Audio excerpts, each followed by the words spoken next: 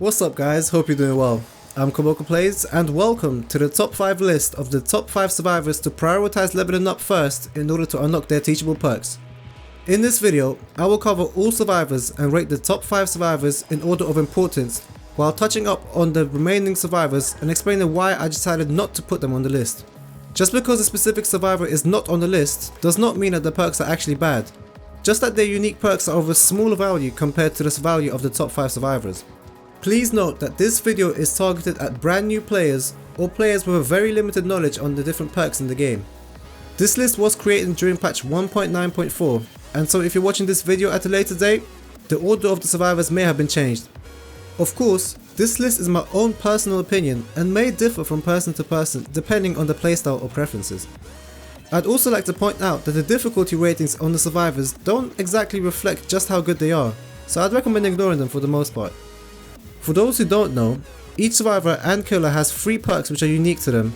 In order to unlock those perks for other survivors, you must unlock the teachable version of that perk for it to be available to show up in the blood web of other survivors. Teachable perks are unlocked at level 30, 35 and 40, as well as in the Shrine of Secrets, which changes its perk every week.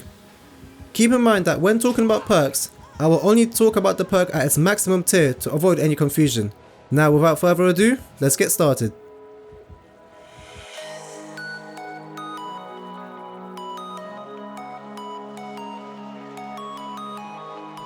Counting down at number 5, we have Laurie Strode, who came into the game as part of the Halloween chapter along with Michael Myers and the map Haddonfield.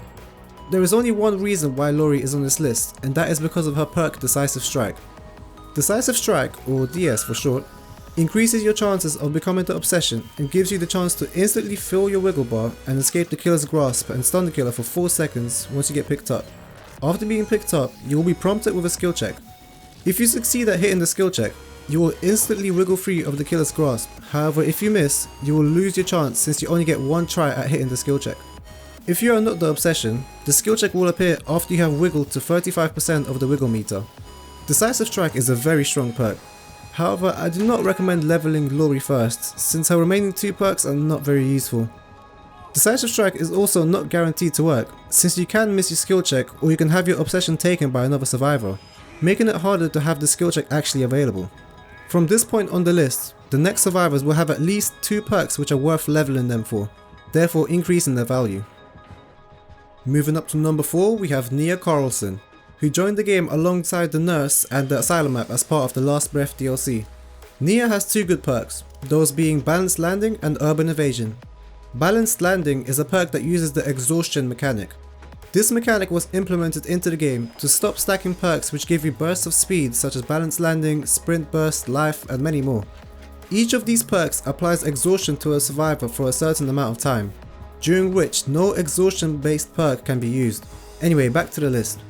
Balanced Landing is a perk which reduces stumble effect of dropping from heights by 75%, as well as giving you a 150% boost to your movement speed for 3 seconds at tier 3. Balanced Landing causes exhaustion for 40 seconds. This is a great alternative to Sprint Burst if you like the freedom of sprinting whenever you like, but you still want to have a speed boost up your sleeve.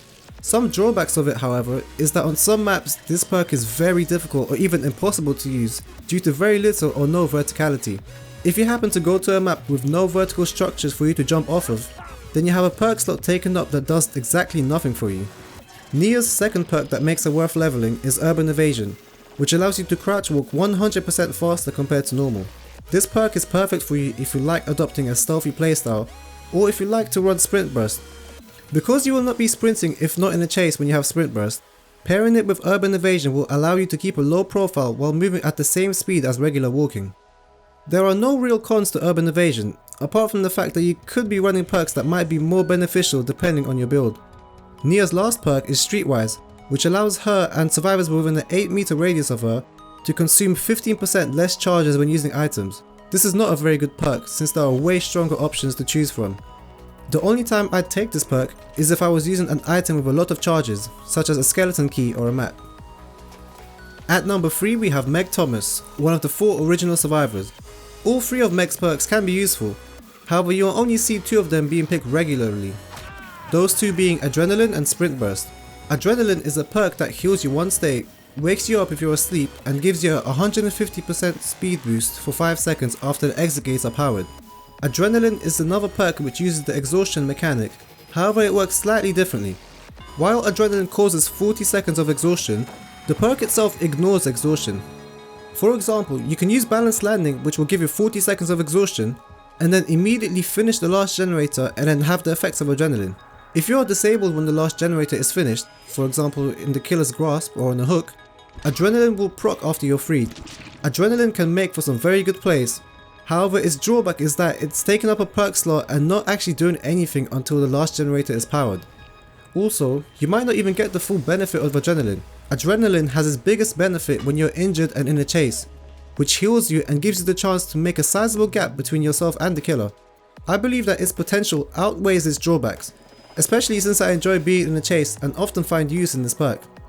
The second useful mech perk is Sprint Burst, which like its name suggests, boosts your speed to 150% as soon as you start sprinting, assuming that you're not exhausted.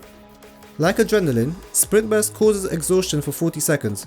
This perk can be used to avoid the killer's attack if you Sprint Burst away from them and make enough of a gap for the launch to not reach you. Sprint Burst can also be used to move you from one section of the map to another whilst keeping you somewhat safe.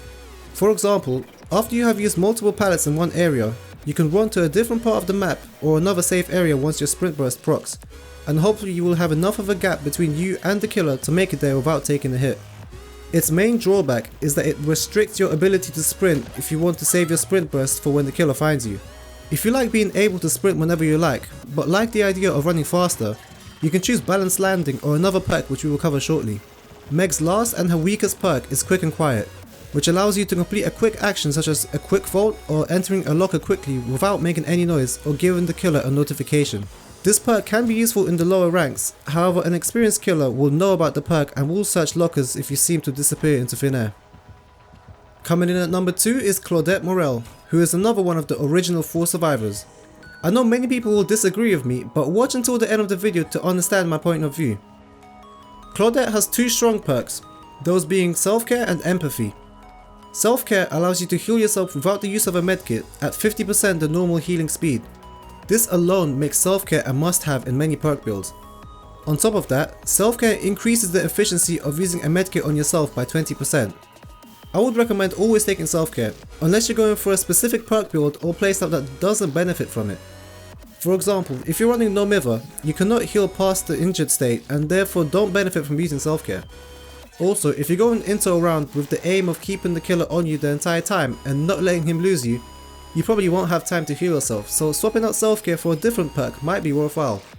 Claudette's second perk, Empathy, allows her to see the aura of injured survivors up to an infinite range. This perk gives you information on the killer's location, allowing you to complete generators in safety. Empathy is also a good perk to take if you're taking a flashlight or if you're sabotaging hooks. This way you get a heads up for when a survivor might be in need of a flashlight save, for example. If possible, try to complete a generator close to the survivor which the killer is chasing, so that you can quickly go in for the save. Don't be the guy that does nothing but wait for 4 gens for your teammate to go down. Have some faith, okay? And finally, my number 1 survivor to level up first as a new player is David King, who joined the game alongside the Huntress and the Red Forest map as part of the Lullaby for the Dark chapter. Now I know what you're thinking, but before you all start getting your pitchforks, allow me to explain.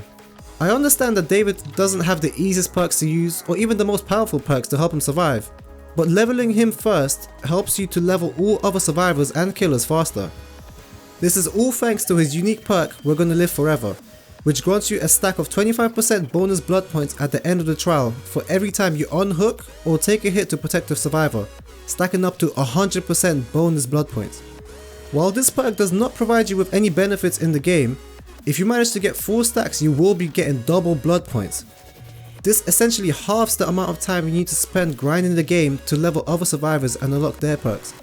Apart from We're Gonna Live Forever, David also brings the perk Dead Hard, which gives you a momentary speed boost and makes you untargetable by the killer's attacks, bear traps and more. This perk causes exhaustion for 40 seconds and can only be used in the injured state, meaning that against killers with 1 hit downs you may not be able to make much use of it. While this perk has a lot of potential, it is very difficult to use correctly and so easy to mess up. Also, once a killer knows you have Dead Hard, they will often predict that you will use it and essentially cancel out its effect. Now for some honourable mentions. First up is Bill, who has two decent perks, Unbreakable and Borrowed Time. Unbreakable increases the speed of recovering from the dying state by 25% and allows you to fully recover by yourself once per trial. This perk has the potential to be very strong if the killer decides to slug survivors. However, I find that more often than not, the killer will pick you up and put you on the hook straight away. I rarely get any use of this perk and generally swap it out for something more reliable.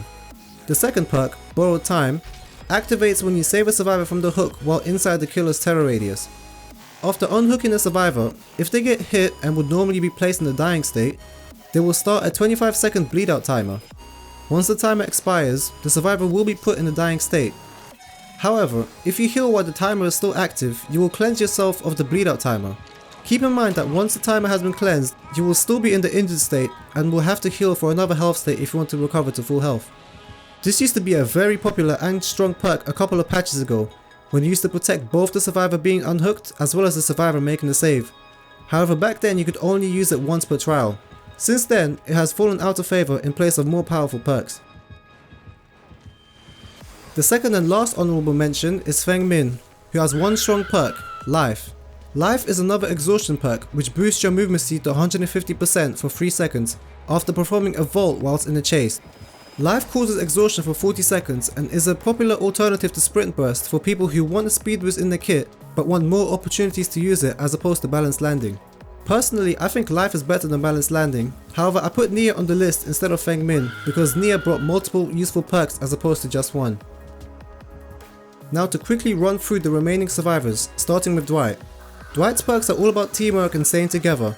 However, this is very hard to do in the game since the killer is likely to find a group of survivors who will then lose themselves as they attempt to lose the killer. Jake's perks are all about being stealthy and sabotaging hooks and traps. While his Iron Will is a strong perk, I decided not to include him in the list since I believe that playing stealthily does not reward you nearly as much as being bold. If you prefer a more stealthy playstyle, look for this perk on the Shrine of Secrets. His other perk, Saboteur, is very situational and is really only useful against the Trapper, or if you go into the round with the aim of sabotaging hooks and bring a toolbox with you. Ace doesn't have any great perks. Up the ante is okay when you pair it with Salty Lips or if more people take up the ante to stack the luck up. On its own it doesn't help that much. His other perk, Ace in the Hole, is only useful when going item hunting, and as a newer player you won't be doing that until later on as you reach max prestige. Quentin's perks are not too great, apart from one, Vigil. Vigil speeds up the rate at which you and survivors within an 8-meter radius recover from exhaustion. This can be a good perk to take if you aim to have the killer chase you throughout their trial.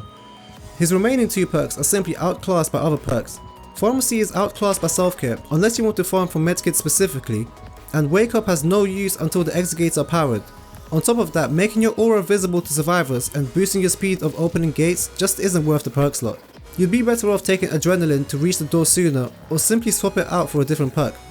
Lastly, David Tap has okay perks. Tenacity can be good when paired with Unbreakable or No Mither. Stakeout can be a good perk for beginners if you're struggling with hitting great skill checks. It will allow you to complete actions faster even if you happen to miss some great skill checks for regular ones instead. His last perk, Detective's Hunch, is only really worth taking if you have a rainbow map with you, since the auras of generators, totems and exit gates will be added to your map whenever it procs. And 12 survivors later, we have reached the end of the video. Did you agree with the order of my list? And if not, let me know what your top picks are and why. If you enjoyed this video, be sure to leave a like and subscribe for more content like this. My focus right now is to educate newer players and help them survive, since I found the in-game tutorials boring to read through and feel that many people would prefer to learn from a video. If you know someone that's starting out in Dead by Daylight and is in need of a helping hand, be sure to share this video with them. Thank you for watching, and now go out there and start getting those blood points. Have fun.